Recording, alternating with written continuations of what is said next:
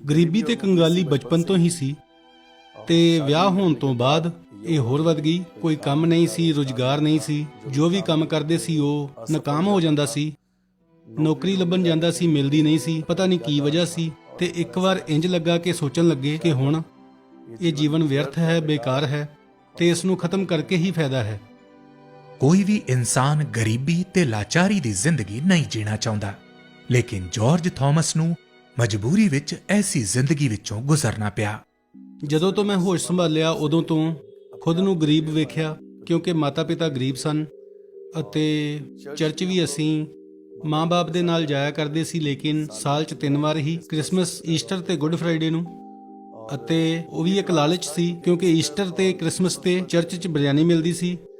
ਇਸ ਤੋਂ ਇਲਾਵਾ ਮਸੀਹਤ ਨਾਲ ਜਾਂ ਚਰਚ ਨਾਲ ਸਾਡਾ ਕੋਈ ਸਰੋਕਾਰ ਨਹੀਂ ਸੀ।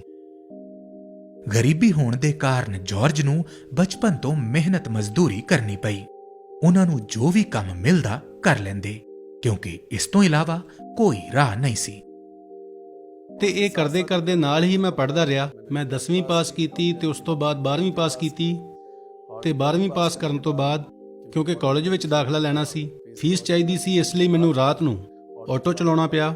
ਰਾਤ ਨੂੰ ਆਟੋ ਚਲਾਉਂਦਾ ਹੁੰਦਾ ਸੀ, ਦਿਨੇ ਮੈਂ ਕਾਲਜ ਜਾਂਦਾ ਹੁੰਦਾ ਸੀ। ਉਸੇ ਦੌਰਾਨ ਮੇਰੀ ਮੁਲਾਕਾਤ ਇੱਕ ਲੜਕੀ ਨਾਲ ਹੋਈ ਤੇ ਅਸੀਂ ਦੋਵਾਂ ਨੇ BA ਇਕੱਠਿਆਂ ਕੀਤੀ ਤੇ ਉਸ ਤੋਂ ਬਾਅਦ ਅਸੀਂ ਕਾਲਜ ਤੋਂ ਹੀ ਆਖਰੀ ਦਿਨਾਂ 'ਚ ਵਿਆਹ ਕਰ ਲਿਆ ਤੇ ਨਵੀਂ ਜ਼ਿੰਦਗੀ ਸ਼ੁਰੂ ਕੀਤੀ। ਗਰੀਬੀ ਅਤੇ ਕੰਗਾਲੀ ਤਾਂ ਪਹਿਲਾਂ ਤੋਂ ਹੀ ਸੀ। ਵਿਆਹ ਹੋਣ ਤੋਂ ਬਾਅਦ ਜਾਰਜ ਤੇ ਉਹਨਾਂ ਦੀ ਪਤਨੀ ਨੇ ਬੜੀ ਕੋਸ਼ਿਸ਼ ਕੀਤੀ ਕਿ ਉਹਨਾਂ ਨੂੰ ਨੌਕਰੀ ਮਿਲ ਜਾਵੇ, ਪਰ ਉਹ ਸਫਲ ਨਹੀਂ ਹੋ ਸਕੇ।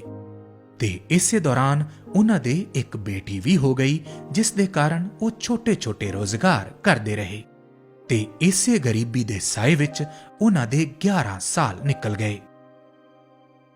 ਹਾਲਾਤ ਐਸੇ ਸੀ ਕਿ ਸਮਝ ਨਹੀਂ ਆਉਂਦਾ ਸੀ ਕੀ ਕਰੀਏ, ਕਿਉਂਕਿ ਅਸੀਂ ਜ਼ਿੰਦਗੀ 'ਚ ਸਭ ਗਵਾਇਆ ਹੀ ਸੀ, ਪਾਇਆ ਕੁਝ ਵੀ ਨਹੀਂ ਸੀ।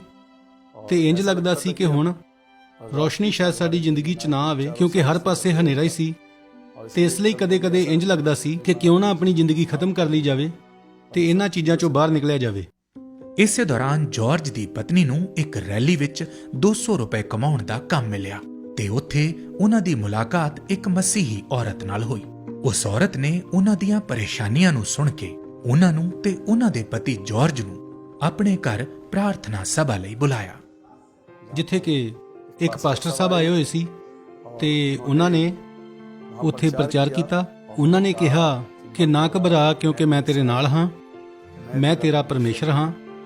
ਤੇ ਉਹ ਗੱਲ ਮੈਨੂੰ ਇਸ ਤਰ੍ਹਾਂ ਲੱਗੀ ਕਿ ਜਿਵੇਂ ਉਹ ਪ੍ਰਚਾਰ ਬਸ ਤੇ ਬਸ ਮੇਰੇ ਲਈ ਹੀ ਕੀਤਾ ਗਿਆ ਸੀ।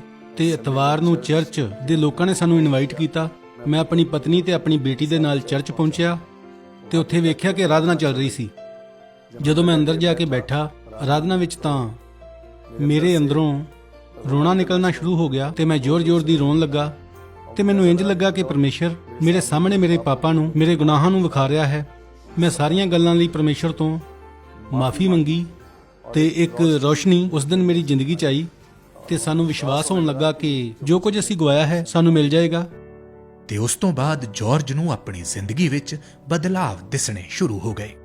ਕੁਝ ਦਿਨਾਂ ਦੇ ਬਾਅਦ ਮੈਨੂੰ ਇੱਕ ਵਕੀਲ ਸਾਹਿਬ ਦਾ ਆਫਰ ਆਇਆ ਤੇ ਉਹਨਾਂ ਨੇ ਮੈਨੂੰ ਆਪਣੇ ਕੋਲ ਮੁੰਸ਼ੀ ਦੇ ਵਜੋਂ ਰੱਖ ਲਿਆ ਤੇ 3000 ਰੁਪਏ ਮਹੀਨਾ ਦੇਣ ਦੀ ਗੱਲ ਕੀਤੀ, ਜੋ ਉਦੋਂ ਮੇਰੇ ਲਈ ਬਹੁਤ ਸੀ।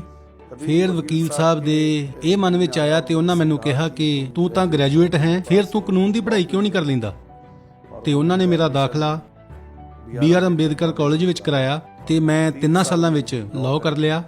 ਤੇ ਮੈਂ ਖੁਦਾਵੰਦ ਪ੍ਰਭੂ ਯਿਸੂ ਮਸੀਹ ਦਾ ਧੰਨਵਾਦ ਕਰਦਾ ਹਾਂ, ਜਿਸ ਨੇ ਮੇਰੀ ਜ਼ਿੰਦਗੀ 'ਚ ਇੰਨਾ ਵੱਡਾ ਕੰਮ ਕੀਤਾ। ਜਿਵੇਂ ਮੈਂ ਲਾਅ ਕੀਤੀ, ਮੈਨੂੰ ਇੱਕਦਮ CNI ਦੇ ਬਿਸ਼ਪ ਤੋਂ ਆਫਰ ਆ ਗਿਆ ਤੇ ਉਹਨਾਂ ਨੇ ਕਿਹਾ ਮੈਂ ਚਾਹੁੰਦਾ ਹਾਂ ਕਿ ਤੂੰ ਮੇਰਾ ਕਾਨੂੰਨੀ ਸਲਾਹਕਾਰ ਬਣ ਜਾ। ਤੇ ਉਹਨਾਂ ਨੇ ਮੈਨੂੰ ਆਪਣੀ ਡਾਇਸਿਸ ਵਿੱਚ ਇੱਕ ਵਕੀਲ, ਇੱਕ ਸਲਾਹਕਾਰ ਵਜੋਂ ਨਿਯੁਕਤ ਕੀਤਾ ਤੇ ਚੰਗੀ ਤਨਖਾਹ ਦੇਣੀ ਮੈਨੂੰ ਸ਼ੁਰੂ ਕੀਤੀ। ਤੇ ਜਿਹੜੀ ਇੱਕ ਸਭ ਤੋਂ ਵੱਡੀ ਕਮੀ ਲਾਚਾਰੀ ਦੀ, ਗਰੀਬੀ ਦੀ ਸੀ, ਉਹ ਹੌਲੀ-ਹੌਲੀ ਪ੍ਰਭੂ ਨੇ ਦੂਰ ਕੀਤੀ ਤੇ ਮੈਨੂੰ ਇੱਕ ਪੱਧਰ ਤੇ ਲਿਆ ਕੇ ਖੜਾ ਕਰ ਦਿੱਤਾ ਕਿ ਅੱਜ ਮੈਂ ਤੇ ਮੇਰਾ ਪਰਿਵਾਰ ਖੁਸ਼ਹਾਲ ਜ਼ਿੰਦਗੀ ਜੀ ਰਹੇ ਹਾਂ। ਇਸ ਲਈ ਮੈਂ ਪ੍ਰਭੂ ਦਾ ਲੱਖ-ਲੱਖ ਧੰਨਵਾਦ ਕਰਦਾ ਹਾਂ।